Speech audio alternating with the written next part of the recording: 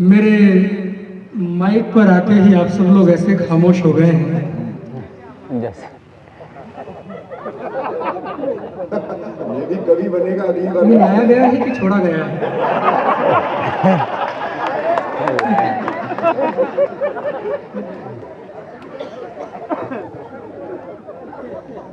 मैं बहुत देर से क्रम की प्रतीक्षा कर रहा था।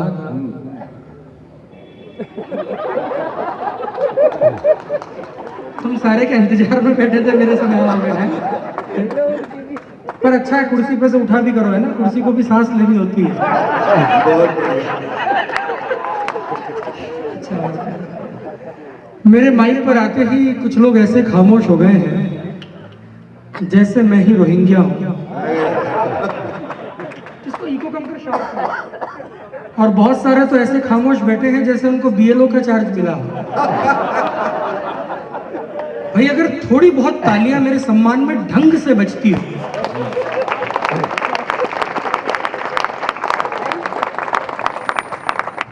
कुछ लोग अब भी नहीं बजाएंगे,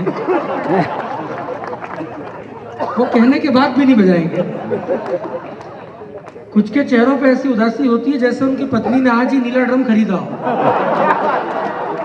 वो नहीं बजाएंगे। बड़े लोग वो हैं जो पत्नियों के साथ बैठ के मुस्कुरा रहे हैं। सर, ये हिम्मत की बात है जी। नहीं, पीछे भी तो लोग हैं ना। हाँ, ये बीजेपी वालों की आदत हर बात खुद पे ले लेते हैं। हमारे लिए क्या गया है? बाबूजी मैं सही बता रहा हूँ, मैं जब भी भीड़ में किसी व्यक्ति को पत्नी के साथ बैठ के मुस्कुराते हुए देखता हूँ तो मुझे लगता है कि या तो पत्नी नहीं है या फिर इसकी नहीं है। बढ़िया है।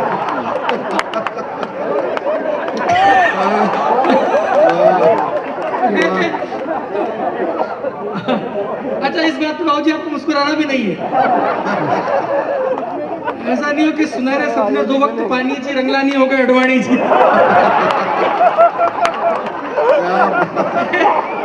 नहीं होना चाहिए। आइए,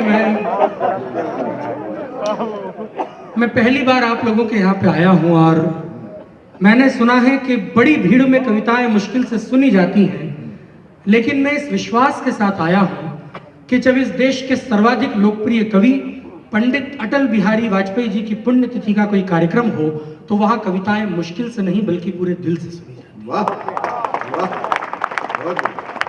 बस इतनी तालियों में मेरे बच्चे पल जाएंगे, और वो पल जाएंगे जो भी हुए भी नहीं है। शादी के मामले में मेरी भी हालत, मैं राहुल गांधी जी का साड़ू भाई हूँ। अरे भाई, वाह। मेरी बाजी हालत वही है जो बिहार में आजकल जन स्वराज की है, खाता तक नहीं खुल रहा है। अच्छा, मैं इनसे पूछता भी हूँ सारे कवियों से, मैं परमानंद जी से अक्सर पूछता हूँ कि भाई साहब सोचता हूँ मौका मिले तो शादी कर लूँ। ये कहते हैं कि जब मौका ही मिला है तो शादी क्यों करनी है। हाय हाय, मैं हाथ जोड़ लेता हूँ, मैंने कहा प्रभु बढ़िया है।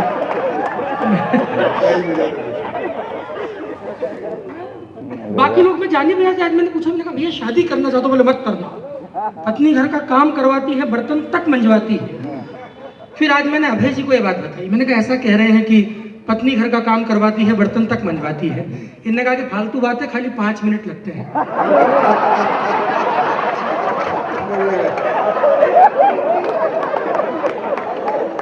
क्या एक एक के कान में आके कहूँ कि ताली बजाओ? अच्छा, जितनों ने इस बात पे कूट के ताली बजाई है उनको भी 5 मिनट ही लगते हैं। ये क्या करें। मैं आपके शहर को प्रणाम करता हूँ, आपके यहाँ का जलवा आज मैंने आके देखा। हम जबलपुर से टैक्सी से आया था मैं, तो वो मोड़ पे जहाँ से पुलिया डाइवर्ट होती है वहाँ टैक्सी बंद हो गई। तो मुझे लगा कि पेट्रोल वेट्रोल खत्म हो गया होगा, तो मैंने एक से कहा कि टॉर्च दे दे, पेट्रोल चेक करना है। तो वो माचिस निकाल के लिया। मैं समझ गया था कि बालाघाट की सीमा प्रारंभ हो चुकी है। माचिस निकाल के लिया, जानी भैया माचिस। मैंने कहा भाई ये माचिस से पेट्रोल कैसे चेक होगा? मैंने चेक करके देखो, नहीं होगा तो आपको पता चल जाएगा।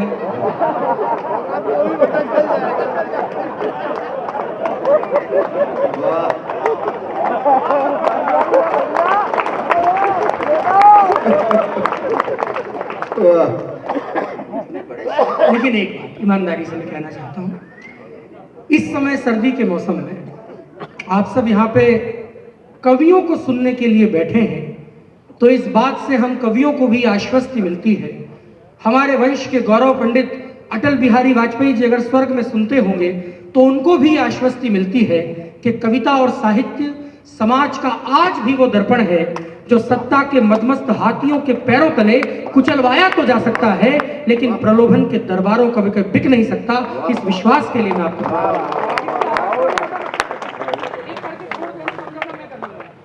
हाँ, मैं पहले यही काम करता था और अगर आज अच्छा नहीं हुआ तो आगे भी यही करना पड़ेगा। थोड़ा आवाज बढ़ा दे इसकी ना, हल्की सी खोल दो, इको खोल दे हल्का सा। नहीं कोई दिक्कत नहीं सर, किसी किसी की पूरी जिंदगी सेटिंग करने में ही बीत जाती है, वो कोई लफड़ा नहीं, वो कोई दिक्कत नहीं। तू इतना लोड मत ले, कभी इनको इनकी पत्नी सीरियसली ले, तू क्यों सीरियसली लेता? तू तो ऐसे अच्छा 2-3 ईंटें लाया कर घर से। हाँ, माइक छोटा हो तो माइक के नीचे फंसा, कभी छोटा हो तो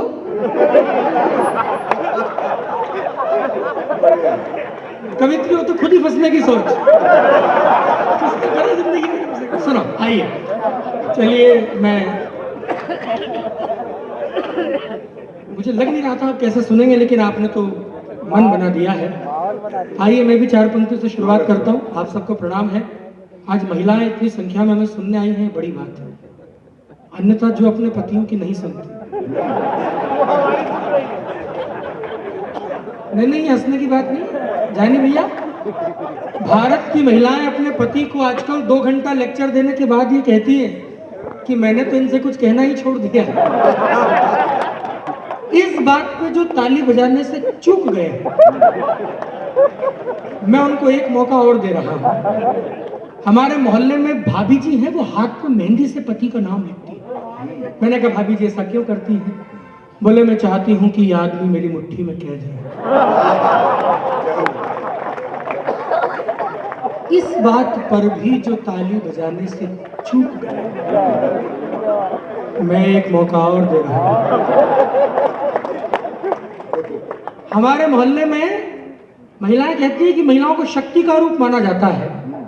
मैं एक बात कह रहा हूं, ताली रोक सको तो रोक लेना। शादी से पहले जिस महिला को देखने के लिए पूरा खानदान आता है, वो शादी के बाद अकेली ही पूरे खानदान को देख लेती है। लेकिन अगली बात पर जो इस बार ताली बजाने से चूक गए हो, मुझे पता है कि जब मैं टिप्पणी पूरी करूंगा तो आगे से लेके पीछे तक दोनों हाथ हवा में होंगे और आप मुझे शुरू करेंगे। इसलिए कह रहा हूं कि महिलाओं पर कितनी भी बातें और कितने भी चुटकुले इस मंच से सुनाए जाएं, लेकिन ये सत्य इस जीवन का स्वीकारना सीखिए। 14 फरवरी के दिन, वैलेंटाइन डे के दिन, अगर प्रेमी का साथ न हो तो कोई खास फर्क नहीं पड़ता, लेकिन रक्षाबंधन के दिन अगर ये कलाई सुनी रह जाए तो लगता है कि कुछ तो हो जाएगा।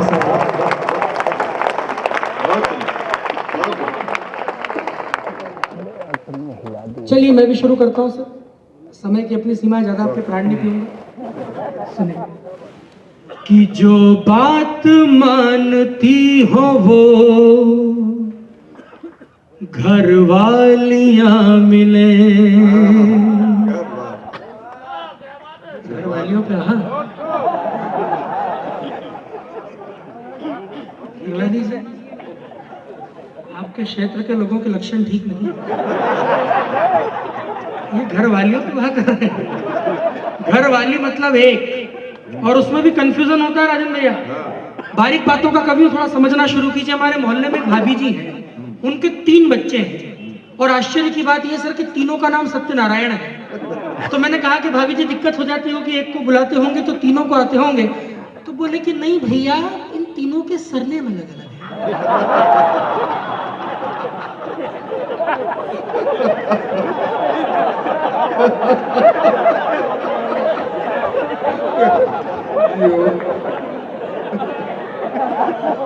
ये आदित्य। अच्छा परमानंद जी, ये आदित्य। ये लोग वो है जो भी संस्कारों की बात पे ताली बजा रहे थे। आइए आप भी रंग लीजिए। देखिए कवि सम्मेलन क्यों करवाया, मस्ती के लिए करवाया, आनंद के लिए। कि जो बात मानती हो वो घर वालियां मिले, ससुराल में भी तीन तीन। ये मैंने लिखी कि आपने लिखी? बढ़िया है। अच्छा, ये भी आप गलत खुश हो रहे हो, प्रतिपक्ष वालों आप भी। साली एक ऐसी स्कीम है जो दिखाई जाती है, दी कभी नहीं जाती। और यहाँ पुरुष वर्ग बैठा है, आपकी तो सालियां सर एक से ज्यादा होंगी। कोई ऐसा है जिसकी एक से ज्यादा सालियां हो? कितनी है?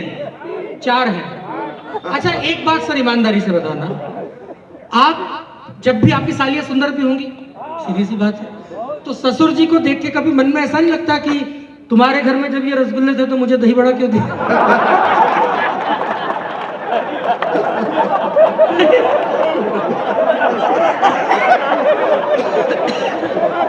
बढ़िया है। अच्छा, इस बात पर नेता प्रतिपक्ष ने कूट के ताली बजाई है, यानी हो ना हो घर में दही बड़ा तो फंसा। आइए, लोग कह रहे थे कि श्रोता नहीं आएंगे। आप देखिए भीड़ में 4-5 तो पगड़ियां ही हैं। एक पगड़ी 1.25 लाख के बराबर होती है, 5.25 लाख श्रोता तो ऐसे ही हो गए। सर मैं आपको प्रणाम करता हूं कि जो बात मानती हो वो घर वालियां मिले, ससुराल में भी तीन तीन सालियां मिले। मैं रंग में आ जाऊंगा बस एक शर्त है, मैं रंग में आ जाऊंगा बस एक शर्त है, गर एक बार जोरदार